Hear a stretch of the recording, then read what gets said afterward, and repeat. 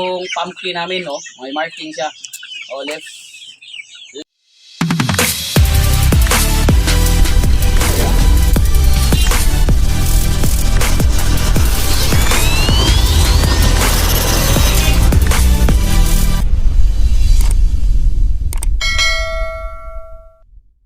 Ayan ang manok. So ngayon, ipakita ko sa iyo yung breeding ako. Malalaki-laki na yung breeding namin. At ito, i-range natin to.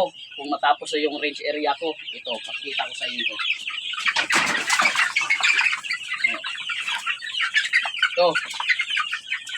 Ito yung pumpkin namin, no? May marking siya.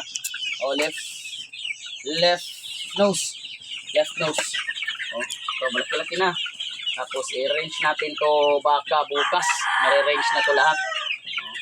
So, maganda daw, napakaganda oh. Oh, tingnan niyo. Ito yung pumpkin natin, no? Oh, tingnan natin. Right.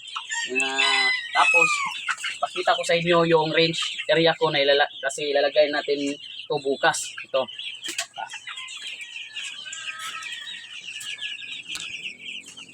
Oh. Tapos na yung range area ko. Dito ko ilalagay. At ito, tapos na yung titirahan nila. Kasi dito sila matutulog sa gabi. So, ito, lagyan ko to ng ano. Dito sila dadapo. So, tapos, lagyan ko to ng tarpaulin para hindi sila maginawan pag gabi or umuulan. Ito, dito. At lagyan natin siya ng ano, ito, hagdan.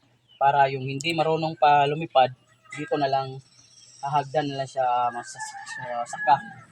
Ito, malapit na. So, baka bukas i-range ko na yun lahat kasi malalaki na sila, dapat nasa malaking lugar na sila. Ilalagay natin sila sa range area para malalaki yung lalaruan nila. So, ito yung dadapuan nila. Ito sila, sakto sila lahat dito. At ito yung ano, pakananan nila. Ito. Kasya na to sa kanilang lahat. Ito na itong lagay. Tapos baka bukas ilalagay natin, i-range na natin yung ating mga alagang manok. Sayang ang manok!